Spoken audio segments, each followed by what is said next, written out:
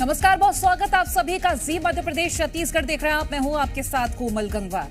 लोकसभा चुनावों की तैयारियों में कांग्रेस बीजेपी से काफी पीछे नजर आ रही है। 24 के रण में अपने प्रत्याशियों को घोषित करने का यह मामला हो या फिर दिग्गजों के चुनाव प्रचार प्रसार का, बीजेपी सभी मामलों में कांग्रेस से लीड बनाई हुई नजर आ रही है। लेकिन इस बीच कांग्रेस ने आज अपना घोषणा पत्र जारी कर एक मामले में लीड हासिल कर ली है। तो आज अग्नि परीक्षा में बात करेंगे, कांग्रेस की घोषणाएं बड़ी या फिर बीजेपी के संकल्प।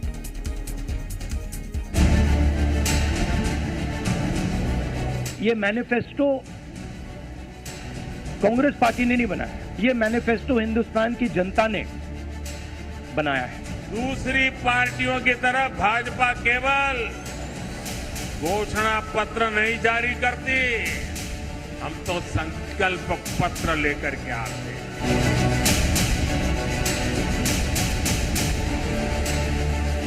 हमारा ये घोषणा पत्र देश के राजनीतिक इतिहास में न्याय के दस्तावेज के रूप में याद किया जाएगा। मोदी ने सिर्फ मुस्लिम बहनों को नहीं, सभी मुस्लिम परिवारों की जिंदगी को बचाया है। मैनिफेस्टो 5 स्तंभ पे खड़ा है और वो 5 स्तंभ नारी न्याय है, किसान न्याय है, युवा न्याय है, श्रमिक न्याय है और हिस्सेदारी न्याय। शरिया को सर्वोच्च न्यायालय से ऊपर कर दे। शाहबानो केस 1985, स्वर्गीय राजीव गांधी प्रधानमंत्री थे और 400 की प्रचंड मेजॉरिटी थी, तो वो ये करके दिखाएंगे। वो समानता की बात नहीं करते। हमारे मैनिफेस्टो में सब वो बातें कही हैं जो जनता चाहती है। किसान, नौजवान, महिला, मध्यम वर्ग, सबके लिए हम लोगों ने अपनी रोड मैप तैयार किया है। तो ये भ्रम का, झूठों का पुलिंदा और दूसरी तरफ भरोसे की गारंटी।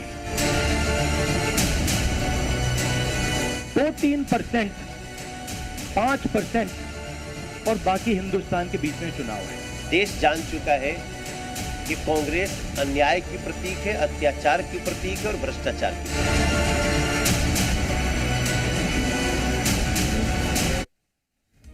आज अग्नि परीक्षा में हम बात करने जा रहे हैं, कांग्रेस की घोषणा बड़ी या फिर बीजेपी का संकल्प। मोदी की गारंटी में दम है या फिर कांग्रेस की गारंटी में? गारंटी का ट्रैक रिकॉर्ड देंगे तो पिछले 10 साल से ज्यादा अच्छे बीते या फिर उससे भी पहले के 10 साल अच्छे थे? चुनाव प्रचार में भले ही राहुल गांधी प्रधानमंत्री मोदी से पीछे चल रहे हों, फिर भी मानना यह पड़ेगा कि कम से कम एक रेस तो आज कांग्रेस ने बीजेपी से जीत ली है। वो ऐसे कि कांग्रेस ने अपना घोषणा पत्र बीजेपी से पहले रिलीज कर दिया है। कांग्रेस ने 48 पन्नों के घोषणा पत्र को 5 तरह की न्याय कैटेगरी में बांटते हुए उसके अंदर देश को 25 गारंटियां दी है। साथ ही दावा किया है कि 10 साल में मोदी सरकार ने सब कुछ उल्टा पुल्टा कर दिया है। हम सत्ता में आते ही सारी चीजों को सीधा, सिंपल, सोबर और कंफर्टेबल कर देंगे। परिवार की महिला को सालाना 1 लाख की मदद देंगे और किसान न्याय के तहत किसानों की कर्ज माफी और एमएसपी कानून की गारंटी भी हम देंगे। और श्रमिक न्याय, इसके तहत मनरेगा में भी 400 रुपए के न्यूनतम, कम से कम 400 रुपए मजदूरी दिया जाएगा। इंडिया गठबंधन में डिसीजन लिया गया है कि हम मिलकर एक साथ आइडियोलॉजिकल चुनाव लड़ रहे हैं। चुनाव जीतने के बाद लीडर कौन होगा, प्राइम मिनिस्टर कौन होगा, वो पूरा का पूरा जो कोलिशन है वो मिलकर डिसाइड करेगा। दूसरी तरफ प्रधानमंत्री नरेंद्र मोदी आज राजस्थान में प्रचार पर थे और चूरू की सभा में उन्होंने अपने मन की बात कही है। प्रधानमंत्री ने कहा कि 10 साल में जो किया वो तो सिर्फ ट्रेलर है, पिक्चर तो अभी बाकी है। पीएम ने 10 साल की उपलब्धियां गिनाई हैं और यह भी कहा कि 10 साल में उनकी सरकार ने जनता को जो दिया वो सिर्फ एपेटाइजर यानी कि स्टार्टर था, अभी तो पूरी थाली आनी बाकी है। यानी कि प्रधानमंत्री ने यह बता दिया है कि अगले 5 सालों में वो देश को अभी और भी एक से बढ़कर एक डिश देने वाले हैं, उस पर काम जारी है। जो कहती है वो जरूर करती है। दूसरी पार्टियों की तरह भाजपा केवल घोषणा पत्र नहीं जारी करती, हम तो संकल्प पत्र लेकर के आते हैं। जीवन के हर पड़ाव पर भाजपा सरकार गरीब के साथ खड़ी है।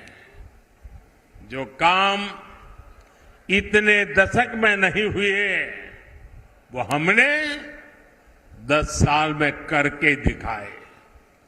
और इसलिए मैं कहता हूं, जब नीयत सही तो नतीजे सही। पूरा राजस्थान कह रहा है, फिर एक बार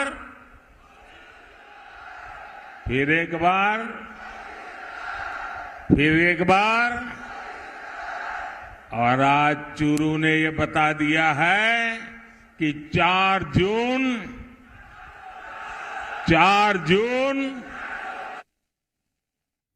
और कांग्रेस के न्याय पत्र को लेकर बीजेपी और कांग्रेस के बीच वार पलटवार जारी है। तो सबसे पहले आपको ये बताते हैं कि कांग्रेस और बीजेपी के घोषणा पत्र के किन बिंदुओं पर आधारित है।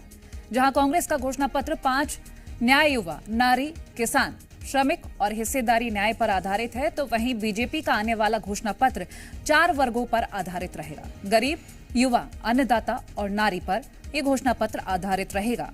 लोकसभा चुनाव से पहले कांग्रेस ने घोषणा पत्र जारी कर अपना दांव तो खेल दिया है और बीजेपी ने अपना घोषणा पत्र बनाने के लिए मैनिफेस्टो कमेटी का गठन कर दिया है। तो वहीं आपको यह भी बता दें कि कांग्रेस की गारंटी और मोदी की गारंटी के बारे में क्या कुछ खास है। कांग्रेस ने युवाओं के लिए 30 लाख नौकरियों का वादा किया है, तो मोदी की गारंटी है कि भारत दुनिया की तीसरी बड़ी अर्थव्यवस्था बनाएंगे। कांग्रेस युवा स्टार्टअप फंड के तहत 5,000 करोड़ देगी, तो बीजेपी देश को 5 ट्रिलियन इकोनॉमी बनाने की बात कह रही है। कांग्रेस ने अपने घोषणा पत्र में अग्निवीर योजना को बंद करने का वादा किया है, तो वहीं बीजेपी 2047 तक विकसित भारत की बात कह रही है। कांग्रेस ने गरीब महिलाओं के लिए गृह लक्ष्मी योजना को अपने घोषणा पत्र में शामिल किया है, तो वहीं बीजेपी गरीबों को मुफ्त राशन देने की बात कर रही है। कांग्रेस 450 रुपए में गैस सिलेंडर और किसानों के लिए एमएसपी गारंटी का वादा कर रही है, तो वहीं बीजेपी अंतरिक्ष में भारत का स्पेस सेट कर और उद्योगों को प्रोत्साहन, बेहतर माहौल देने की बात करती नजर आ रही है।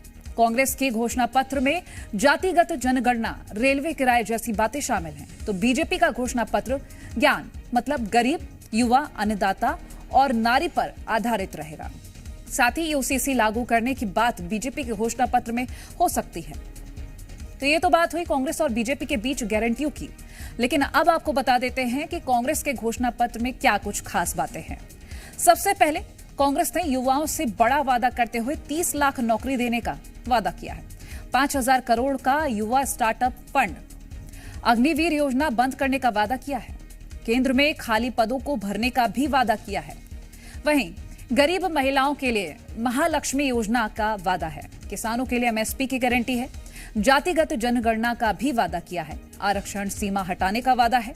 सेना के लिए ओआरओपी का वादा है और रेल टिकट पर बुजुर्गों को रियायत देने का भी वादा है। ये वो अहम वादे थे जो कांग्रेस ने घोषणा पत्र में शामिल किए हैं। अब आपको बताते हैं उन मुद्दों के बारे में जो कांग्रेस के घोषणा पत्र में शामिल हैं। सामाजिक आर्थिक हिस्सेदारी, धार्मिक और भाषाई अल्पसंख्यक, बुजुर्ग, दिव्यांग और LGBTQIA+, स्वास्थ्य, युवा, शिक्षा, खेल, महिलाएं और नारी सशक्तिकरण, किसान, श्रमिक, संविधान की रक्षा, मत्स्य पालन और मछुआरों के नुकसान की भरपाई, भ्रष्टाचार विरोधी मीडिया और न्यायपालिका, कला, संस्कृति और विरासत, अर्थव्यवस्था, बेरोजगारी, टैक्स व्यवस्था, उद्योग, इंफ्रास्ट्रक्चर, संघवाद, ग्रामीण शहरी विकास, नॉर्थ ईस्ट के राज्य, राष्ट्रीय सुरक्षा, आंतरिक सुरक्षा, विदेश नीति, पर्यावरण, जल प्रबंधन और स्वच्छता। ये वो मुद्दे जो कि शामिल हैं कांग्रेस के घोषणा पत्र में। अजय दुबे हमारे साथ भोपाल से लाइव जुड़ गए हैं। अजय, कांग्रेस का घोषणा पत्र और बीजेपी के आने वाले घोषणा पत्र को अगर कंपेयर किया जाए तो अलग अलग मुद्दे और अलग अलग गारंटी जो है सामने आ रही है, लेकिन कांग्रेस ने बहुत सारे ऐसे मुद्दे उस घोषणा पत्र में शामिल किए हैं जिनको लेकर अक्सर हमलावर दिखती है। बिल्कुल, देखिए, कांग्रेस ने अपने लोकसभा चुनाव के लिए घोषणा पत्र जारी कर दिया है और जाहिर तौर पर है 48 पेज के घोषणा पत्र में हर पार्टी चुनाव से पहले जनता को ये जरूर बताती है कि हमें अगर जीतते हैं, हमारी सरकार बनती है, हम सत्ता में आएंगे तो क्या करेंगे। वही कांग्रेस ने भी किया है, क्योंकि 5 न्याय की बात और 25 गारंटियों के तौर पर जनता को लोक लुभावने दिए हैं। क्योंकि चाहे वो गरीब की बात हो, गरीब, मजदूर, श्रमिक हो, चाहे सैनिक हो, हर वर्ग को, चाहे पिछड़ा वर्ग को, हर वर्ग को साधने की कांग्रेस ने कोशिश की है।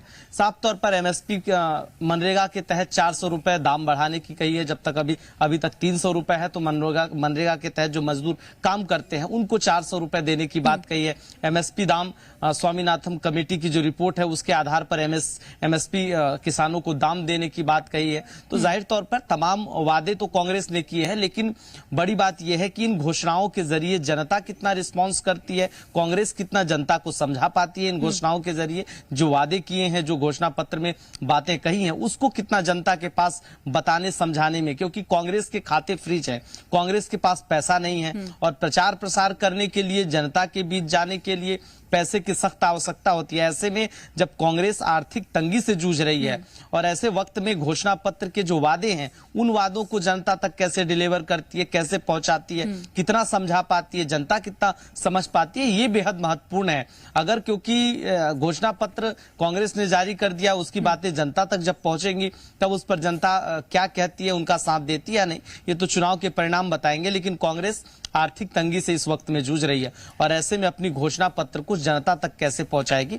ये देखना बेहद महत्वपूर्ण होगा। निश्चित तौर पर देखिए अजय, हम बात कर रहे हैं कांग्रेस और बीजेपी के कंपैरिजन की, तो हर चीज में तो बीजेपी आगे चल रही थी, लेकिन इस चीज में कहीं ना कहीं अब बीजेपी एक कदम पीछे आ गई है, क्योंकि कांग्रेस ने पहले ही अपना घोषणा पत्र जारी कर दिया है और इसमें तमाम सभी वर्गों के लिए बहुत सारी चीजें हैं जिसको लेकर शायद थोड़ा बहुत तो अट्रैक्शन कांग्रेस हासिल कर सकती है।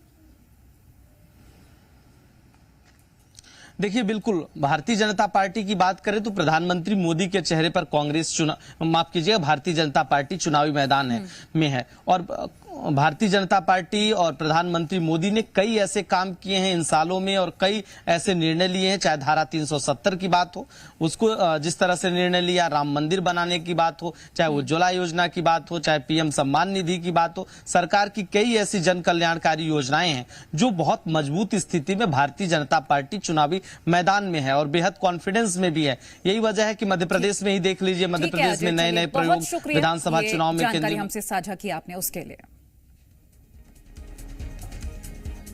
और अग्नि परीक्षा में हम आपको हर दिन एक सीट का सियासी गणित बताते हैं। इसी कड़ी में आज हम आपको बताएंगे मध्य प्रदेश की सबसे हॉट सीट छिंदवाड़ा का सियासी समीकरण। देश के दिल मध्य प्रदेश की छिंदवाड़ा सीट लोकसभा चुनाव 2024 के लिए हॉट सीट मानी जा रही है।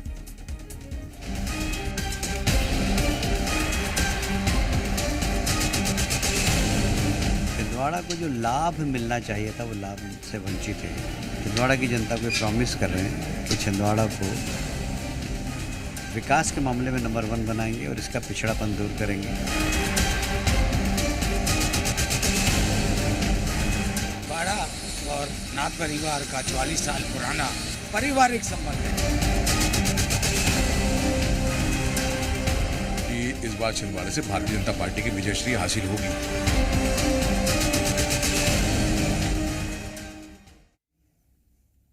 इस सीट पर मुकाबला सिर्फ हाई प्रोफाइल नहीं बल्कि कमलनाथ और कांग्रेस की साख का भी है। मध्य प्रदेश की 6 सीट्स पर 19 अप्रैल को मतदान होना है। इनमें छिंदवाड़ा सबसे हाई प्रोफाइल सीट है। कमलनाथ का गढ़ माने जाने वाले छिंदवाड़ा में बीजेपी सिर्फ एक बार ही जीत हासिल कर पाई और ये जीत भी उपचुनाव में मिली थी। 2019 में मध्य प्रदेश की 29 लोकसभा सीटों में से 28 बीजेपी के खाते में गई थी, लेकिन छिंदवाड़ा नाथ परिवार के चलते कमल नहीं खिला पाए। अब छिंदवाड़ा की सियासी हवा बदली है और जानकारों का मानना यह है कि इस बार कांग्रेस के लिए छिंदवाड़ा सीट बचा पाना आसान नहीं होगा। और छिंदवाड़ा में 14 लोकसभा चुनाव हुए हैं और 13 बार कांग्रेस उम्मीदवार को जीत मिली है। 1998 से लगातार कमलनाथ के परिवार का कोई न कोई सदस्य यहां से सांसद रहा है। कमलनाथ 9, उनकी पत्नी अलकानाथ और नकुलनाथ एक बार चुनाव जीते हैं। बीजेपी को यहां एकमात्र जीत 1997 उपचुनाव में मिली थी और चंद्रभान सिंह सांसद बने थे। आपातकाल में भी छिंदवाड़ा में कांग्रेस उम्मीदवार की ही जीत हुई थी। और वहीं दूसरी ओर आपको छिंदवाड़ा का जातीय समीकरण अब समझा देते हैं। छिंदवाड़ा में अनुसूचित जाति के मतदाताओं की संख्या सबसे ज्यादा है। यहाँ 37% एसटी मतदाता हैं, 12% एससी मतदाता हैं और मुस्लिम मतदाताओं की संख्या 5% के करीब है। हालांकि यहाँ जातीय समीकरण ज्यादा मायने नहीं रखता, क्योंकि कमलनाथ लंबे वक्त से यहाँ के सांसद रहे और जनता के बीच उनकी मजबूत पकड़ है। यहाँ जीत हासिल करने के लिए बीजेपी ने अलग अलग रणनीति बनाई है और राज्य में छिंदवाड़ा जिले को ही केंद्र सरकार की योजनाओं का सबसे ज्यादा लाभ मिला है। लोकसभा चुनाव से पहले बीजेपी का अगर किसी सीट पर खास फोकस है तो वो है छिंदवाड़ा। कांग्रेस के बीच इस बीच गढ़ में बीजेपी लगातार सेंध लगाने की कोशिश कर रही है। वहीं विधानसभा चुनाव की बात करें तो बीजेपी कुछ हद तक कामयाब भी होती नजर आई है। ऐसा इसलिए क्योंकि छिंदवाड़ा में बीजेपी का वोट प्रतिशत बढ़ा। तो चलिए छिंदवाड़ा का आपको सीटवार वोट प्रतिशत बता देते हैं कि क्या वोट प्रतिशत है। सबसे पहले जो नारदेव की बात कर लेते हैं। यहाँ 2018 में जहां बीजेपी को 33% वोट मिले थे, तो वहीं अब 2023 में 42% वोट मिले हैं। वहीं अमरवाड़ा की बात करें तो यहाँ साल 2018 में बीजेपी को 25% वोट मिले थे और साल 2023 में पार्टी को 37% वोट मिले थे। इसी तरह सौसर में जहां 2018 में 39% वोट मिले, तो वहीं 2023 में 44% वोट हासिल हुए हैं। परासिया सीट की बात करें तो यहां 2018 में बीजेपी को 41% वोट मिले, तो वहीं 2023 में 46% वोट मिले हैं। बात पांढुर्ना सीट की करते हैं। यहां बीजेपी को साल 2018 में 35% वोट मिले हैं, तो वहीं 2023 में 43% वोट हासिल हुए हैं।